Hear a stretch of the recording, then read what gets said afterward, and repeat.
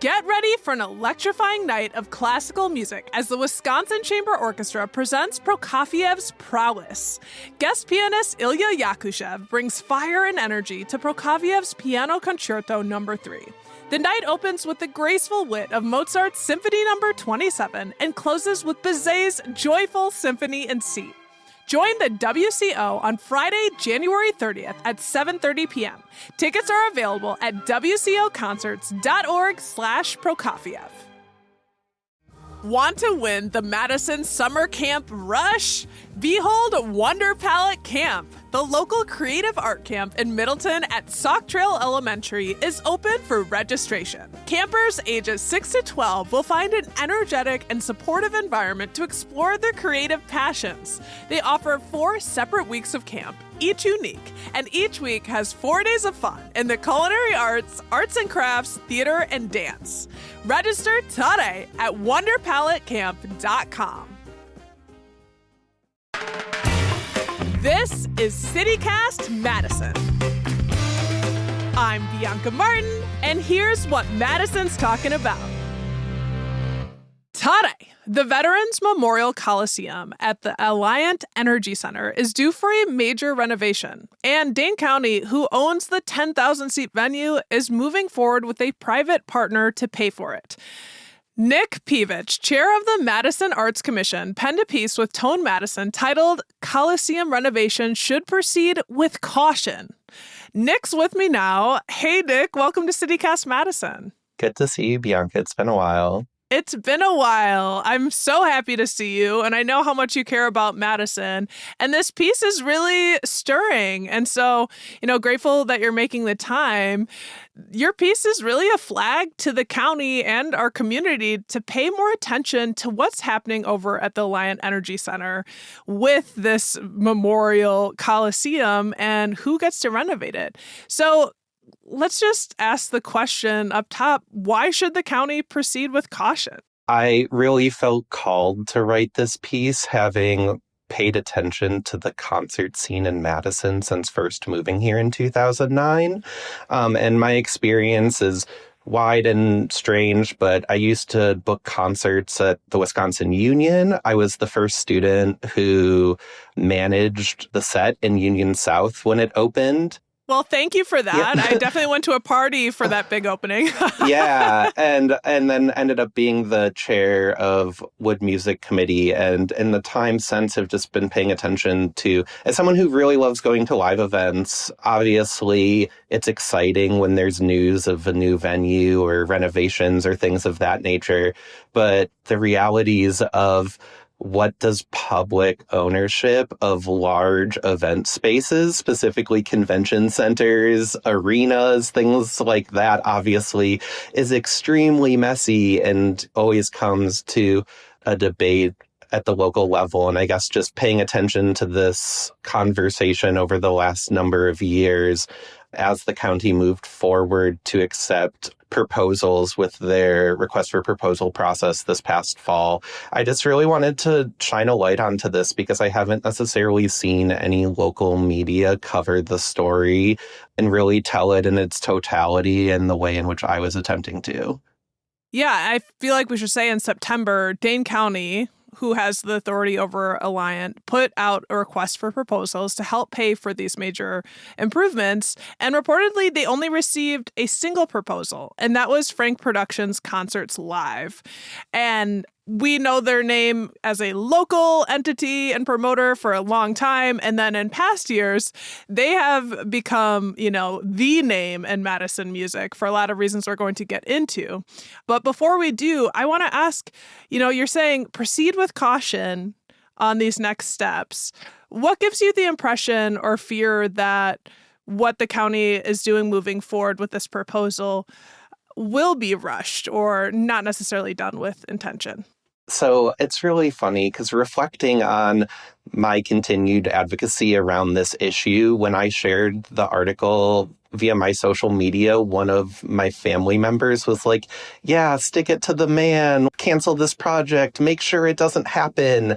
And, that isn't my intention in any way related to this. Having attended events at the Coliseum within the last year, it is very clear that it is a building from the 1960s and is not necessarily up to modern standards of what is expected in terms of amenities, in terms of things as simple as wayfinding.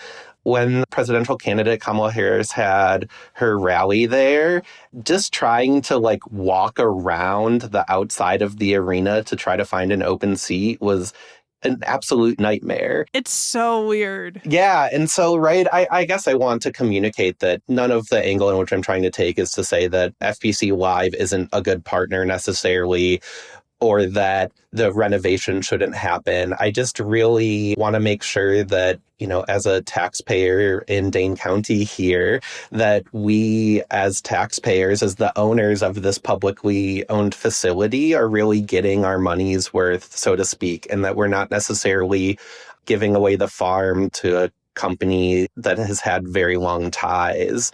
At the end of the day, Dane County is getting what it can for this incredible asset. Yeah, getting the right deal.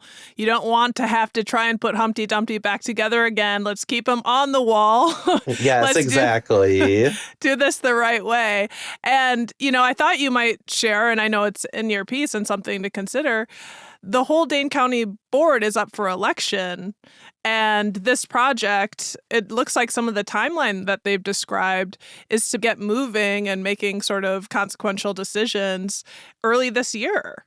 Yeah, and, the reality is that the Alliant Energy Center Redevelopment Committee, which is a committee that's part of county government, has existed for, about a decade now, in which interested stakeholders have been trying to consider how the entire Alliant Energy Center campus, which is everything on all that acreage, including the convention center, including the Coliseum, including the arena, including the parking lots. They've really been taking a look at this whole project for well over a decade. COVID really obviously put some pause to some of that work. And this RFP that the county had issued and this proposal that the county is now considering is really only one part of that greater vision of what the campus continues to look like going forward. The county has just put a lot of money into expanding the exhibition hall, which will allow it to host larger conventions.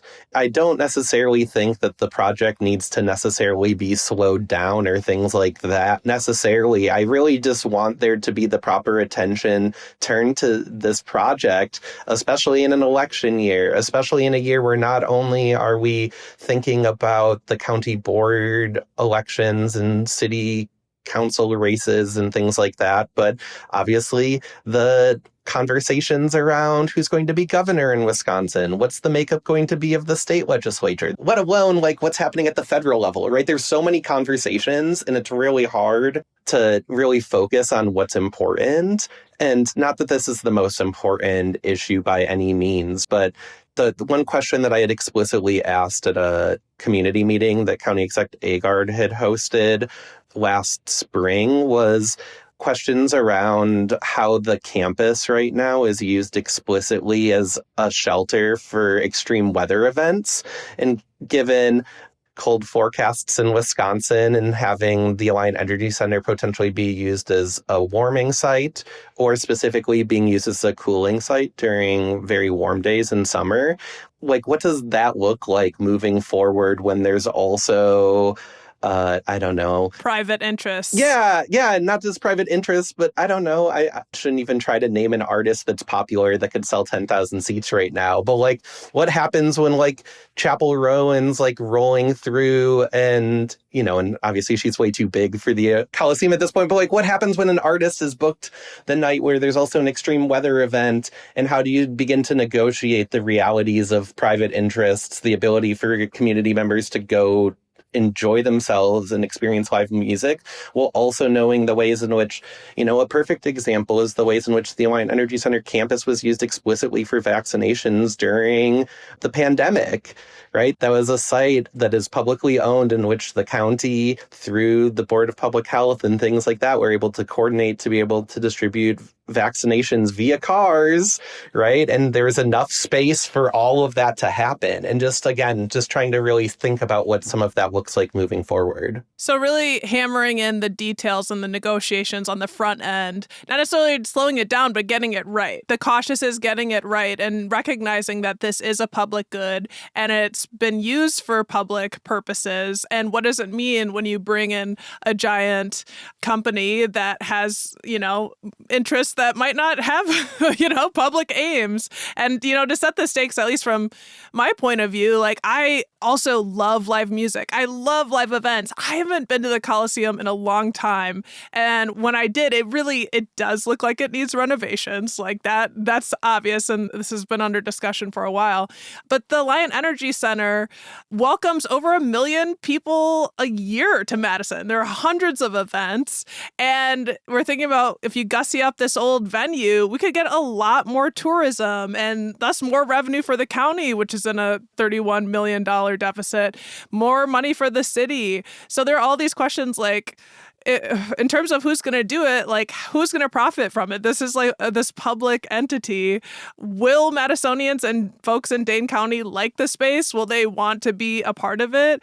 There are a lot of things at stake. So I appreciate you kind of laying out, that this should be well considered. When you're talking about the structural deficit at the county level and the $31 million structural deficit that was needing to be addressed or was being discussed this past fall, like that's the operating dollars. Part of the desire for this public-private partnership is to get an injection of capital dollars to actually do the renovations of the building that otherwise like wouldn't be coming from, say, a referendum at the county level for all of us to pay higher property taxes for our percentage of county dollars to build a new venue via bonding, right? So again, this is where like the actual like interests at play and the ways in which they all like intersect one another is very goofy, like so very strange. And whether you're talking about, the realities of FPC Live, right? This company that started merely as the, ticket office managers of the Coliseum when it first opened in the 1960s, and then growing to become the third largest concert promoter in the country. And then having a majority stake of their company acquired by Live Nation, right? The largest concert promoter in the country. Like the realities are that this is not like a story that is like, oh, Madison, like figuring out like small things like this college town where, we are looking out for ourselves. Like this is like directly playing into larger questions of like international capital related to the largest event promoter in the entire world. I'm glad you laid that all out because I was going to ask, is it surprising that we only got one proposal that could actually take this on? Are there other viable candidates who could have responded to this request for proposal? And I think that's really the point that is really kind of one of the most important ones. At the most recent meeting of the Alliant Energy Center Campus Redevelopment Committee, some county supervisors had, in fact, expressed some concern about the fact that there was only a sole proposal submitted. And though I don't necessarily know I don't know the intricacies of county purchasing policy and how it deals with single source contracts and things like that.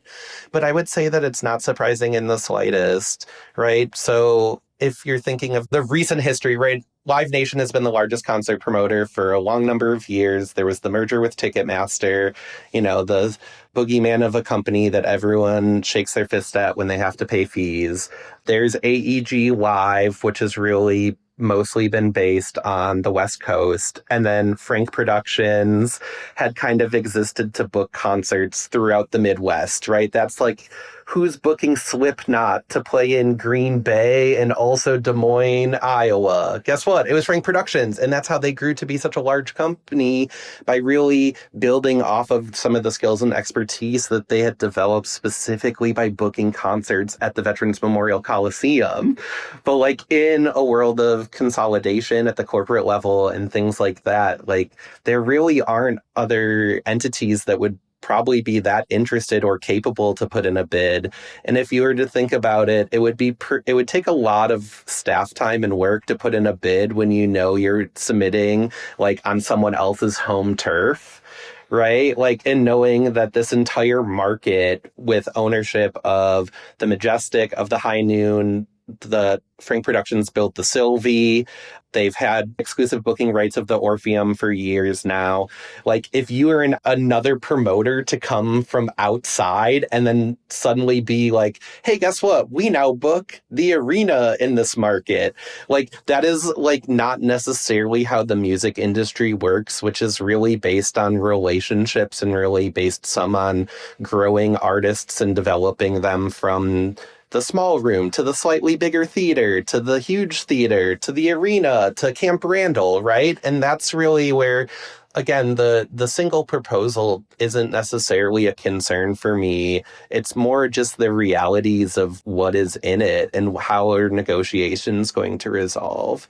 And with that, I would say that one thing that I feel, and by no means am I necessarily know or want to attribute my piece and tone to specifically changing the circumstances. But at the November meeting of the Alliant Energy Center Redevelopment Committee, they were laying out how this process was going to look for the RFP, in which it was communicated that the only information that was going to be made publicly available was the number of responses and the names of the entities that had submitted responses. And since my piece was published right before Christmas, because I really wanted to make sure that it got out there and could be something that people could discover as this story became a bigger news item, is the county did in fact release the full proposal as well as FPC Live and Live Nation's responses to follow-up questions. Oh, wow. Impact. Which was something that had not been communicated prior. And at least for me, that's where it felt really stressful to be like, negotiations are going to happen. Sure, that's fine and good. But you're saying that the public won't have any way to understand what's even being proposed until literally an item gets introduced at the county board level. And then there's going to be, you know, a few week period at most to even begin to understand what a deal that's totaling $100 million means for this growing community. Like, that's something that was really weighing on me. And so I'm really grateful that that information has been made public.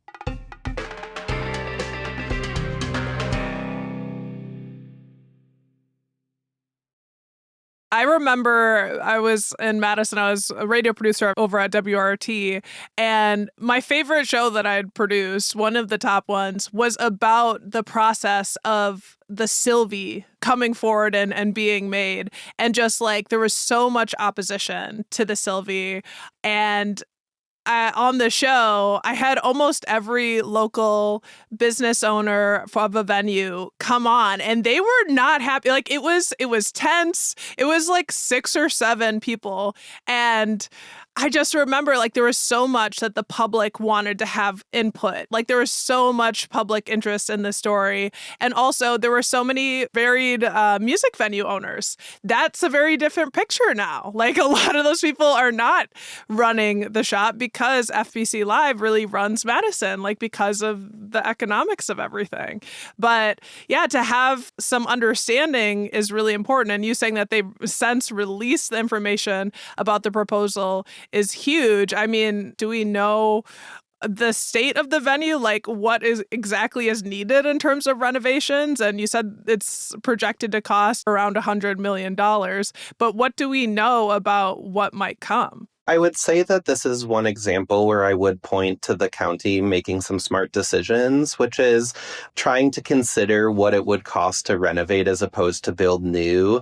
And the arena that's at the University of Illinois Urbana-Champaign's campus is built like almost an exact replica of the Veterans Memorial Coliseum within a couple years in either way, but is a concrete dome without a ton of ceiling support, things like that. And they've really looked to that project, that facility did have a renovation in the last few years.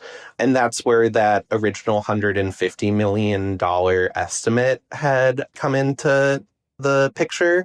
And right, the proposal that FEC and Live Nation have put forward totaled around $100 million. And again, it's all available online now via the county purchasing website. And it is, pages and pages. We have 90 pages to read all about how this project is going to look, with some high quality photos of artists that have played venues locally. And so really looking forward to continuing this conversation, and really, again, just making sure that as this community continues to grow and change, like, right, as we're all aware, so much of what all local media is talking about that you cover here in CityCast is about how this community is different. And I know you and I are approximately the same age, Bianca. Like, when you had a relationship with Madison earlier than I did growing up in Baraboo,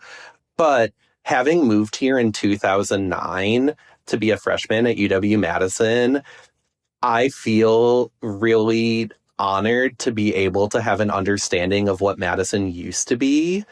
And I don't mean that in like a derogatory sense or anything like that, but thinking about what State Street meant, all of the co-op and weird, quirky businesses and things that were all started as outgrowths of student activism in the 60s and 70s, having that really kind of small town, college town feel, and what this community is today. The first tall building on East Washington was completed the summer I graduated undergrad. And as I remember coming back and forth to visit friends who still called Madison home, it's like, oh wow, this place already is different than it was. And obviously, as we look to where we are now, when you think about population growth, when you think about all these estimates of what Dane County is, an economic driver for the state, the amount of people here, the questions around homelessness and how are we going to house everyone, like all of these realities, like the last thing I want is for us to make a deal that 20 years from now we're really kicking ourselves because we didn't have the conversations in advance. FPC Live runs all of their venues locally as cashless venues. Is that something that the county, having a publicly owned asset, wants to, engage in? What does it mean to use unionized labor? I know that there's been some recent work with the local IATSE getting access to work on the stages at the Sylvie in particular. These are all really big questions. And I really look forward to seeing another show at the Coliseum. The Coliseum needed renovation in, what year was that? 2012 when I saw Dead Mouse. Nick, I'm like, we are twins. I saw Dead Mouse there too. We were at the same show. That show is insane. Yeah, I'm trying to think. I attended a monster truck rally at the invitation of a mutual friend, and I would go tomorrow. I need to really be paying attention to when some monster trucks are coming through town, and yeah, I just really appreciate the opportunity to talk more about this. And in this moment, I just want to explicitly shout out Scott Gordon for all of his work over the years. The longtime Tone Madison editor-in-chief, and now he's passed that on, but is obviously still a part of Tone. Yes, but his work and his dedication to really be able to illustrate and really capture these moments around what happens when Majestic Live becomes part of Frank Productions, what happens when Frank Productions buys the High Noon, what happens when Live Nation acquires a majority stake in what is now FPC Live, right? Those are all stories that Scott has really documented over the years. And I refer to articles regularly about what our community was, so we can really be thinking about how our community should be moving forward. So shout out local media, including what y'all are doing here, to really capture these moments in time, because without them, these decisions get made on Mondays at 12:30 or whatever when these committee meetings happen, and then we as the community just have to deal with them. So it's exciting to participate in the local government process. Yeah, I mean, in terms of Madisonians being really Madisonian, I bet folks listening right now are thinking they want to say, they want to be involved. And you wrote in your piece for Tone that, quote, FPC Live was able to navigate community pushback in Milwaukee to successfully build their new 4,500 capacity venue, Landmark Credit Union Live.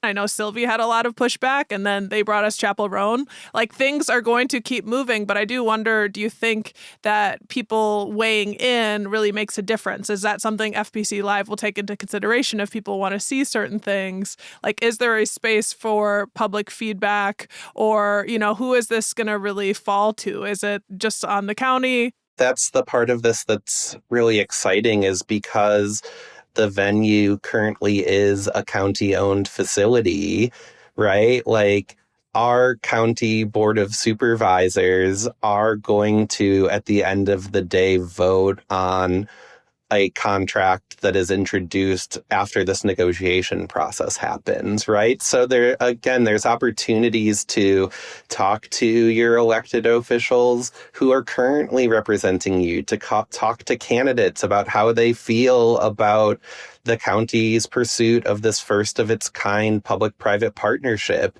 right? Like, that's something that the county's really leaned heavy into, is to talk about the realities of this as a potential way to not overburden the local property taxpayer, which, again, I appreciate. Well, thank you for bringing us the news and your thoughtful analysis and lived experience, Nick. This is really helpful, and God, I'm just excited for something to be happening over at Alliant Energy Center in terms of it getting spiffed up. Obviously, it gets a lot of action throughout the year, so. It does. Like, we didn't even talk about the most fascinating thing about the Alliant Energy Center campus. Madison, Wisconsin hosts the World Dairy Expo. Oh, right? One of the best things. Go back to the conversation we had on the show about the World Dairy Expo. One of my favorite interviews that I've done. But, right, like, having a venue that can continue to support the World Dairy Expo is of vital importance to this community. Yes. And so, again, really looking forward to the continued conversation. And I look forward to the next time I go to a concert at the Alliant Energy Center campus. It won't be seeing Tyler, the Creator, in the exhibition hall. And I'm pretty sure you're wearing a Gamma Ray Bar shirt. So, right, we can plug and shout out some of the smaller local venues in town that are independently owned. The Baroque, Atwood Music Hall, Gamma Ray, Brunel's is still doing Blues Night, and all the Eastside festivals that, we can really hold on to in this moment when we are thinking about how cold we are. We can think of how great it'll be to have a beer sometime on the Isthmus this summer. Yes. Okay, we'll see you then. Sounds good. That's Nick Pevich, chair of the Madison Arts Commission and recent contributor to Tone Madison. If you want to read his piece that we've been discussing today, head to our show notes for a link.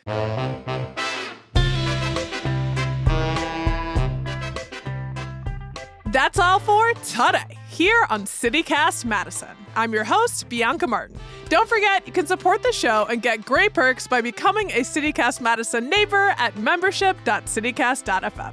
And if you enjoyed today's show, why not share this episode with someone who loves live music? Alrighty, we'll be back tomorrow morning with more stories from around the city. Until then, take good care and thanks for listening.